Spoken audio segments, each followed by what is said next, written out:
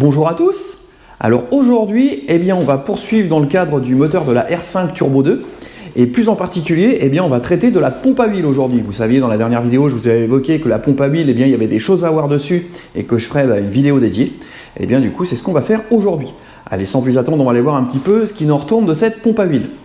La pompe à huile de la R5, la voici. Donc vous voyez, moi je l'ai déjà démontée ouverte, donc c'est pas très compliqué, c'est un assemblage très simple les pompes à huile.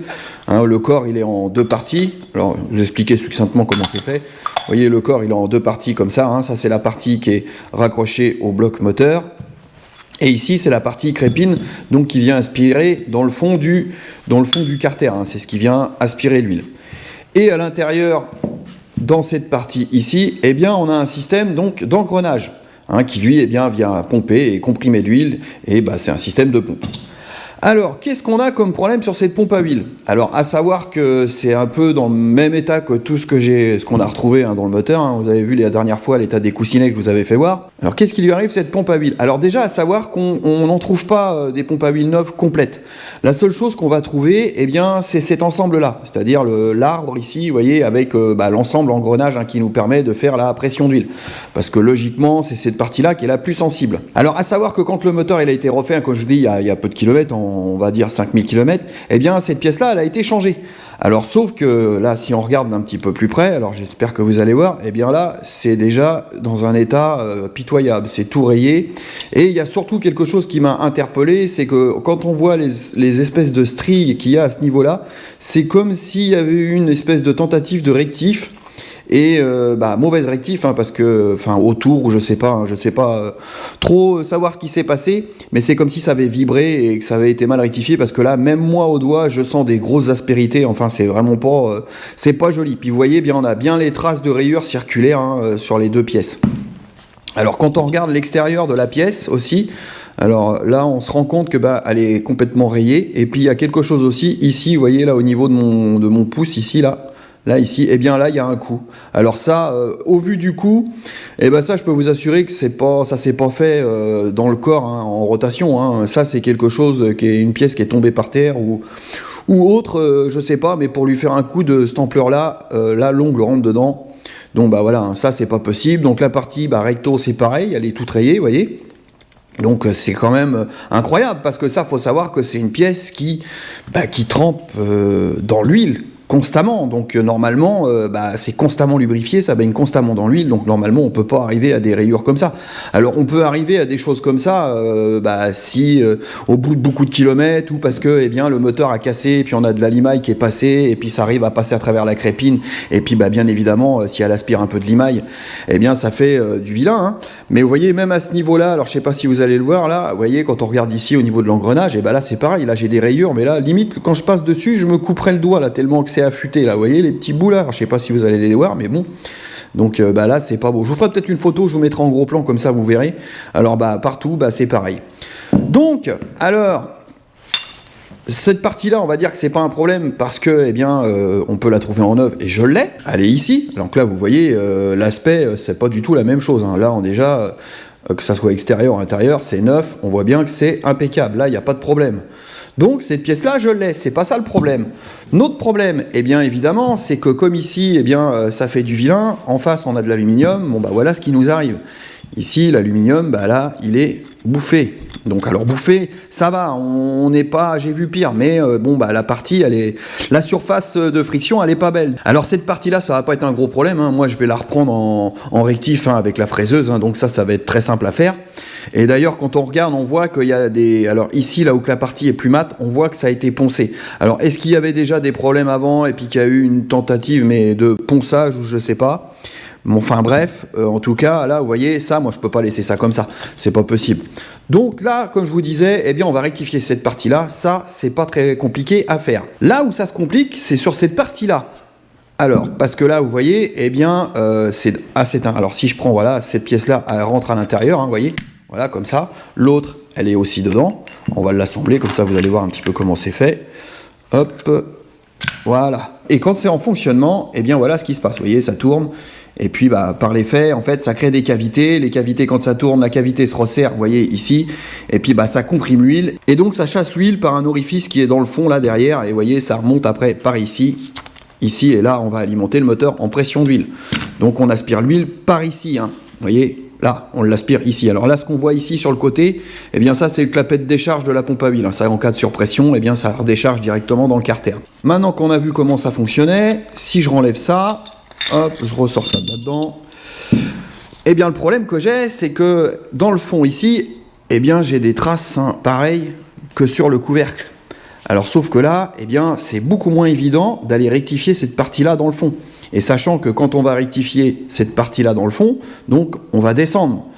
Donc, eh bien, il va falloir reprendre cette partie-là aussi pour rattraper la différence. Alors, la difficulté, hein, pour aller rectifier cette partie-là, hein, c'est pas comme la surface du dessus où qu'on va simplement passer un coup d'usinage comme ça. Donc là, c'est relativement simple. Idem pour le couvercle où qu'on passe un coup de rectif. Donc ça, c'est relativement simple. La complication ici, eh bien, c'est qu'il faut aller usiner dans un creux, hein. Et puis, bah, il y a quand même une surface assez importante, donc il faut aller usiner en plus en circulaire, donc c'est-à-dire qu'il faut qu'on ait un outil qui puisse aller usiner une surface en tournant en même temps. Alors on pourrait prendre une grosse fraise d'un gros diamètre, mais là, non, ça va pas le faire, c'est trop aléatoire, et en plus on verra pas ce qui se passe dans le fond. Alors bon, bah moi la solution, hein, je l'ai, hein, je sais comment je vais faire, et puis bah justement on va voir ça ensemble. Pour ce faire, eh bien on va faire ça avec ma tête à alaiser, qui va me permettre d'aller rectifier le fond de ma portée en circulaire. Et puis une fois qu'on aura rectifié, eh bien cette portée au fond, eh bien après on aura juste à mesurer notre profondeur, rectifier la portée du dessus de la même valeur, hein, pour rattraper notre jeu de fonctionnement. Après, c'est voilà, il suffit juste de mesurer, de remettre les jeux nécessaires, et puis après, ça sera OK. La partie, comme je vous dis, la plus compliquée dans l'étape de remise en état de cette pompe à huile, eh bien, c'est d'aller rectifier le fond de ce carter-là. Eh bien, on va aller sur la fraiseuse, on va aller installer déjà, on va commencer par cette pièce-là, hein, on va aller installer cette pièce-là sur la fraiseuse, on va la dégaucher, on va la centrer, et eh ben, on va procéder à la rectif du fond. Allez, c'est parti. Le corps de pompe à huile, donc il est en place sur la table de la fraiseuse, donc je l'ai bridé directement sur la table, donc à l'aide, hein, de ces outils-là. Alors bien évidemment, vous voyez, comme à chaque fois, eh bien moi je mets des petits martyrs en laiton, hein, c'est pas la peine d'aller se mettre en appui. Alors même si on est sur le brut de la fonderie, hein, c'est pas une raison pour aller serrer puis aller faire des marques, hein, parce que bon, l'alu c'est tendre, là c'est de l'acier, quand je serre fort, bien évidemment je vais m'enfoncer dans l'alu. Donc bah vous voyez, j'ai mis des petits martyrs en laiton de chaque côté, comme ça au moins, eh ben, je peux serrer et je marquerai pas ma pièce. Puis bah là, elle est bien bridée. Chose importante que j'ai faite, c'est que dans un premier temps, j'ai été contrôlé pour voir si eh bien, cette portée-là était bien parallèle à la table, ce qui est le cas. Mais bon, je me méfie quand même au cas où, parce que comme j'ai vu qu'il y avait des traces de ponçage ici et en dessous aussi, donc ça aurait pu des fois être, eh bien, on pourrait avoir un faux équerre, un faux parallèle. Alors, ce qui est important dans mon cas à moi, comme moi je vais aller rectifier ma portée du fond, eh bien, ce que je veux m'assurer, c'est que mon axe de ma pompe à huile soit parfaitement perpendiculaire à la rectif que je vais faire au-dessus, là, ici, d'accord? Alors, je m'explique un peu plus clairement. Là, j'ai mon axe de pompe à huile. Donc, ici, lui, il rentre dans ce trou-là. Et moi, ce que je veux, c'est usiner la portée par l'effet qui se trouve à ce niveau-là.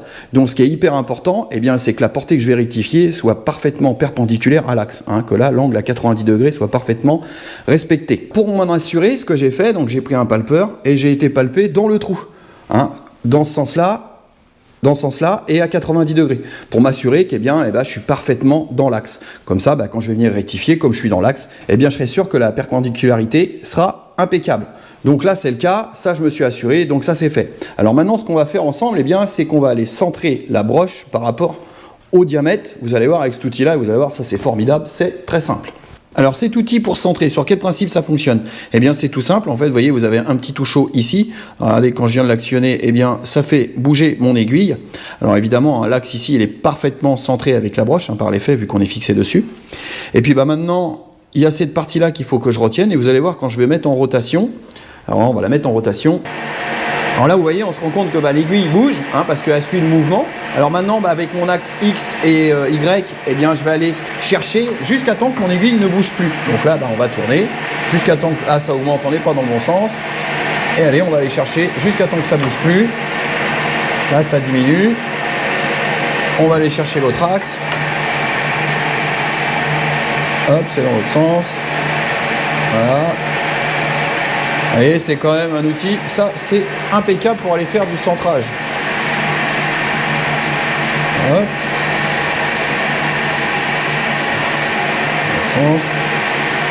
On va s'approcher gentiment.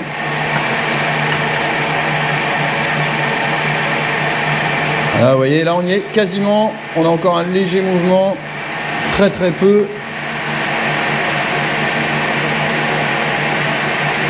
Non.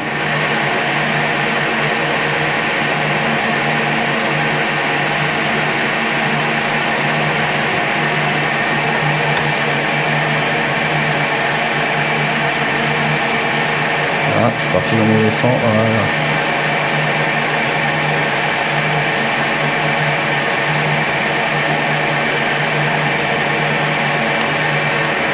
Allez, là on va dire qu'on est bon, vous voyez, on a une légère variation sur l'aiguille, mais là on est parfaitement bon, on est dans le centième largement.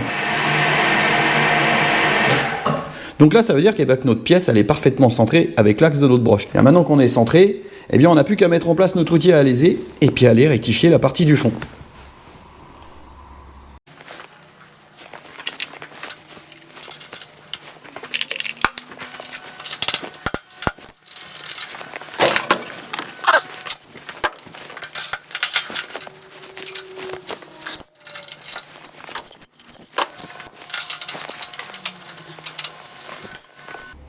Alors, eh bien, vous avez vu, donc j'ai mis ma tête à alésé en place.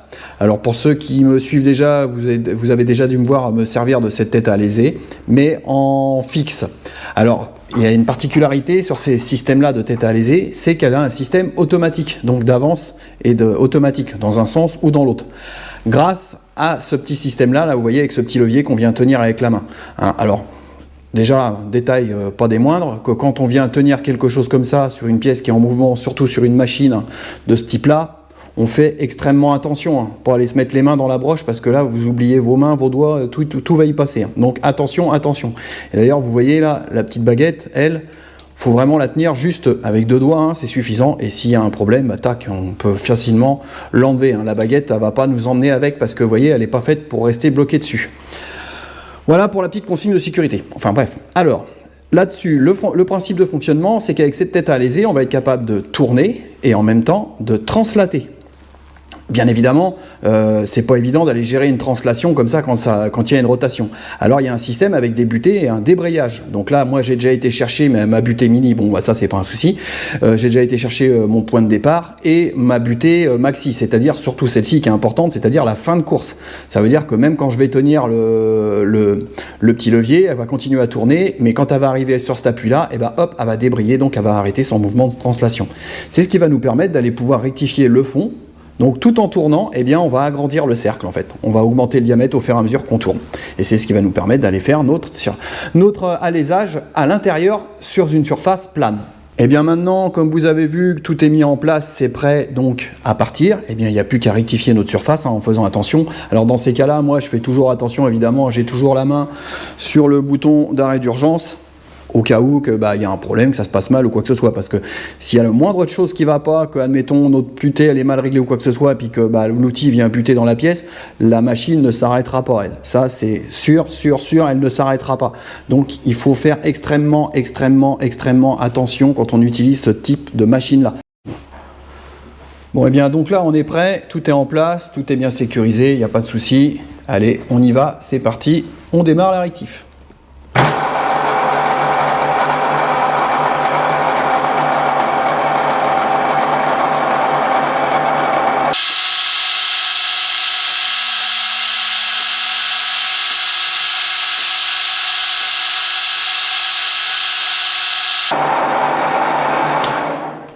Et bien voilà, impeccable, on est rendu.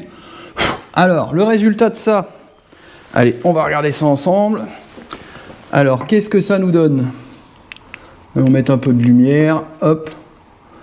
Eh ben, c'est pas mal du tout. Alors, je sais pas si vous allez bien voir, mais ça me paraît plutôt pas mal. La surface, c'est smooth et tout. Non, bah c'est bien ça. C'est nickel. Je pense qu'une seule passe, ça va être suffisant, parce que là, notre portée est belle. Il reste juste une toute petite trace ici au milieu, mais bon, c'est insignifiant.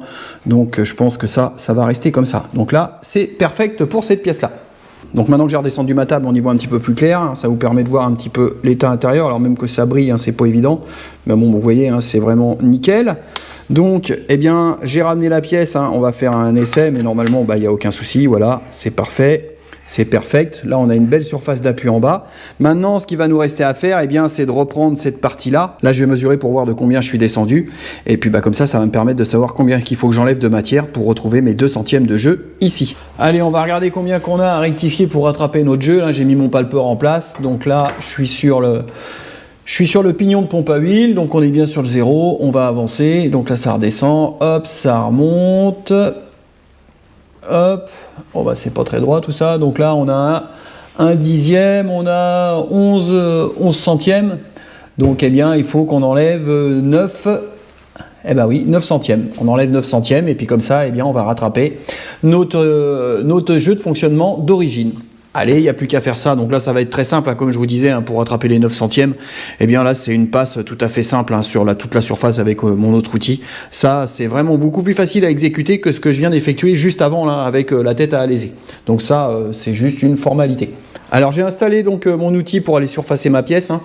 Donc j'ai regardé, j'ai une légère déformation ici, donc je vais déjà faire une première petite passe hein, pour aller déglacer ça et je pense qu'on va faire apparaître hein, la déformation qui est à ce niveau-là. Mais bon, cela dit, vu que la pièce elle est plus faible en section ici, je suis pas très étonné qu'elle ait un petit peu de déformation à ce niveau-là.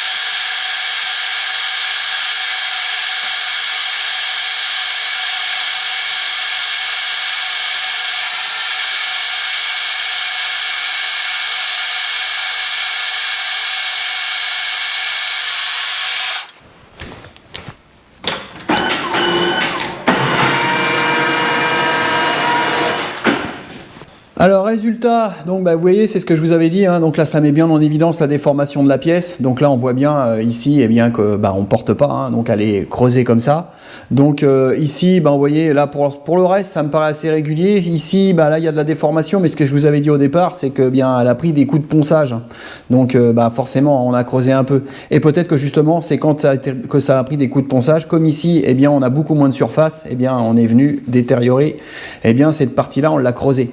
Alors ça, vous imaginez bien que c'est pas bon parce que quand on voit le système de fermeture de la pompe à huile, il n'y a pas de joint, hein. C'est métal contre métal. Donc si vous avez une déformation ici, là on perd de la dépression parce qu'en fait on vient aspirer l'huile, donc on vient perdre, ça va peu engendrer des pertes de pression d'huile ou de dépression, enfin au niveau de l'aspiration de l'huile, au niveau de la crépine. Donc c'est pas bon. Bon, cela dit, c'est pas grave. Donc dans notre cas, comme on va rectifier ça, eh bien on va rattraper tout ce défaut-là et on fera la même chose sur l'autre pièce. Donc on aura deux surfaces parfaitement lisses, donc on sera parfaitement plaqué, donc on aura une bonne étanchéité. Allez, je finis de la rectifier maintenant définitivement, hein, et puis après on passe à l'autre.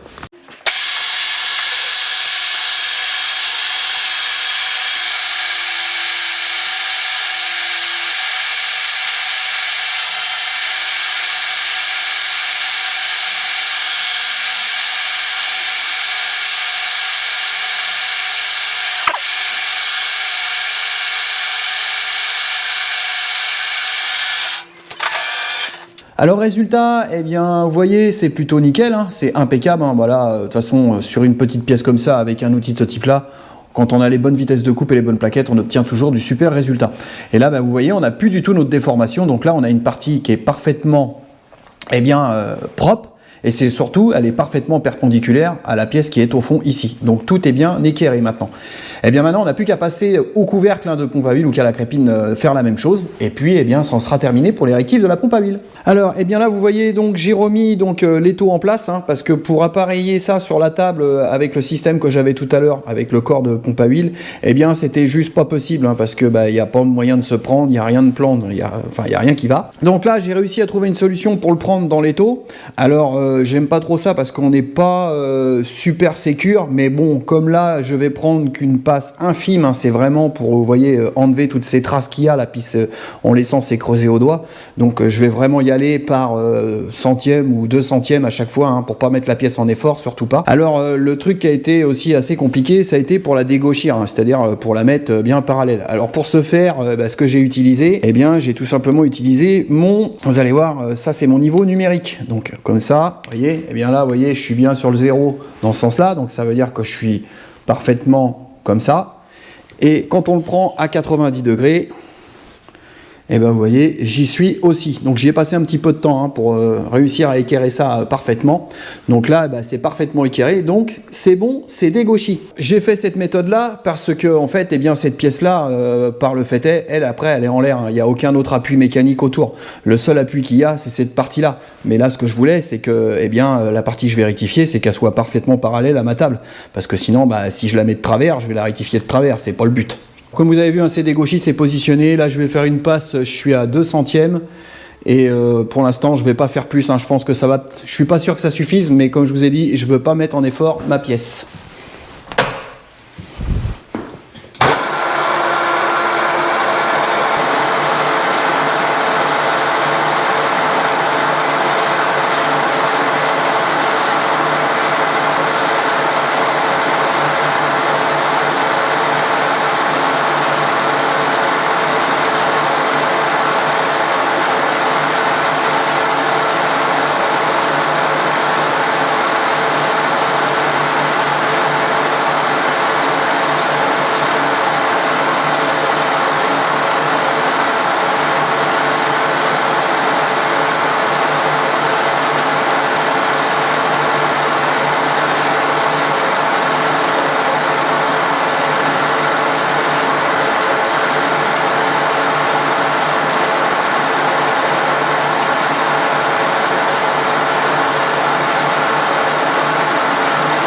Alors, eh bien, comme vous l'avez vu, hein, j'avais pris la caméra pour vous faire voir un petit peu plus près comment ça se déroulait. Eh bien, il m'en manque encore un petit peu. Hein. Donc là, on se rend compte, vous voyez bien là que ça... Quand je vous disais que les pièces, elles ont été passées au papier à poncer, et souvent quand on ponce et puis si on s'y prend mal, eh bien, on vient faire un peu d'arrondi. Et là, vous voyez, on le retrouve sur le bord. Bon, là, cela dit, c'est pas trop grave. Vous voyez, là, je vais refaire une petite passe parce que là, on voit encore des petites traces ici. Hein, et puis là, il en manque un petit peu. Puis du coup, on va quand même aller compenser ce petit manque qu'on a sur le bout là. Autrement, la surface, elle est impeccable.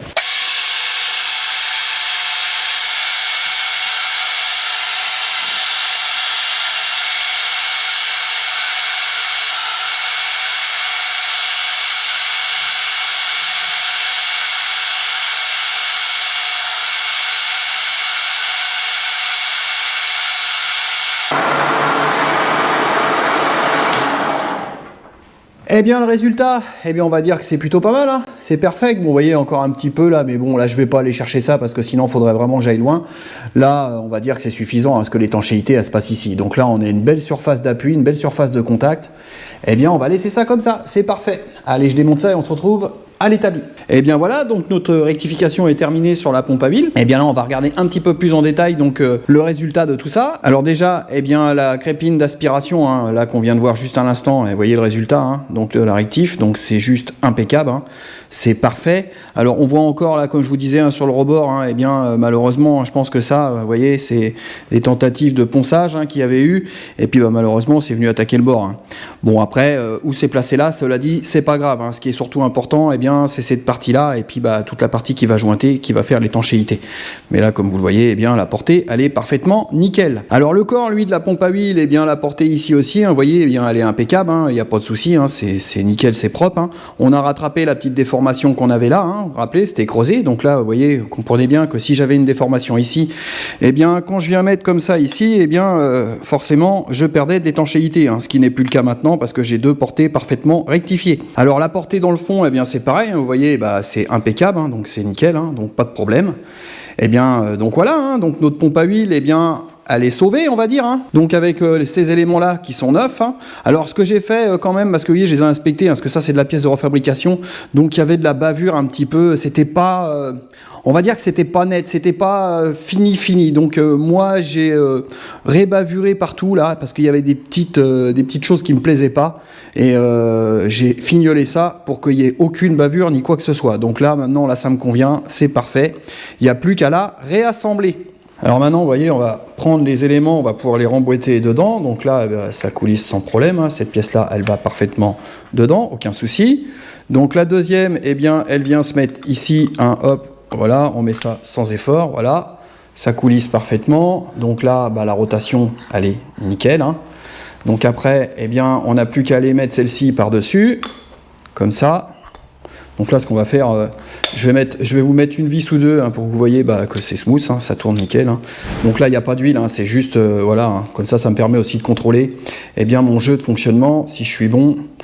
Hein, juste aller faire un petit contrôle rapidement pour voir si je me suis pas trompé et puis que mes codes sont pas bonnes, par exemple, et puis que ça tournerait pas. Mais bon, je vous le dis, hein, c'est pas le cas parce que j'ai déjà contrôlé et ça tourne parfaitement, il n'y a pas de souci. Donc, voilà, on met deux vis. Tac, tac. Et donc, voilà, là, c'est parfaitement smooth, ça tourne parfaitement bien. On va mettre un petit coup de clé quand même. Allez, on va mettre les deux autres. Tic, tac. Là, comme ça me permet, comme je vous ai dit, hein, mais je l'ai déjà fait, de voir si ça n'accroche pas. Alors, évidemment, il n'y a pas d'huile, mais là, je ne vais pas la faire tourner non plus à une vitesse folle. C'est juste pour contrôler que tout est correct, tout est bien. Hop, un petit coup de serrage pour que ça se plaque. Bon, là... Ce qu'on est sûr maintenant, c'est qu'au niveau de notre étanchéité de la crépine d'aspiration et du corps, ici, là on va être parfait, hein, parce que là la jointure elle est vraiment parfaite maintenant. Donc voilà, ça tourne parfaitement smooth, aucun souci. Donc le jeu, là voilà, on a juste les 2 centièmes de fonctionnement. Et bien voilà, notre pompe à huile, elle est prête à reprendre du service, c'est impeccable. Eh bien les amis, on arrive à la fin de cette vidéo, donc comme vous l'avez vu, la remise en état de cette pompe à huile, hein, ça demandait quand même un petit peu de savoir-faire et puis un peu de matériel, hein, quoi qu'il en soit, hein, parce que vous voyez, les réactifs, c'est pas si évident que ça. Et ce qui n'est pas évident, c'est aussi de filmer quand on fait de la réactive comme ça, surtout quand c'est sensible. Quand vous avez vu quand j'ai fait l'alésage intérieur, c'est sensible. Là, bon, c'est pas évident parce que toujours peur de faire une connerie, hein, surtout quand on travaille sur une machine comme la mienne, hein, qui est ancienne et tout, donc il n'y a pas de sécurité. Donc si on se loupe, hein. C'est soit on se blesse ou soit on casse la pièce. Donc c'est pour ça qu'il faut faire extrêmement attention quand on intervient sur des machines et quand on se sert de machines à outils comme ça. Il faut vraiment faire très très attention, j'insiste là-dessus, il faut faire super attention. Alors néanmoins, vous avez vu, hein, toutes mes machines me permettent de faire de la remise en état sur beaucoup de pièces diverses. Là, vous voyez, encore un exemple là, donc sur la pompe à huile. Et puis c'est surtout que pour moi, j'adore faire ça en fait, tout simplement, parce que pour moi, c'est très satisfaisant de pouvoir remettre en état des pièces, sachant que vous voyez, on pouvait avoir que l'engrenage en neuf. Et vous l'avez vu, je l'ai même rebavuré parce que la refabrication, il y a des petites bavures et tout, donc ça me plaisait pas. Donc voilà, j'ai fait en sorte que ça soit bien smooth tout ça, pour pas aller détériorer l'usinage que j'ai fait. Hein, voilà, je voulais que ça soit impeccable, bien smooth. Donc vous l'avez vu, le rassemblage, ça va tout seul. Maintenant, il va me rester plus qu'à la remonter avec mon huile de montage, hein, pour que ça soit perfecto. Et puis là, on va récupérer une pompe à huile parfaitement fonctionnelle. Hein, eh bien j'espère que cette petite vidéo sur la pompe à huile vous aura plu. De toute façon, les vidéos qui vont suivre, ça touchera encore sur la R5 Turbo 2. On va continuer à remonter le bloc. Mais voilà, vous voyez, ça c'était un des éléments qu'il fallait que je remette en état pour pouvoir poursuivre le remontage de ce bloc moteur. Eh bien écoutez, un petit pouce bleu comme d'habitude, ça fera plaisir. Et je vais vous souhaiter à tous un excellent week-end. Je vous dis à bientôt. Tchuss!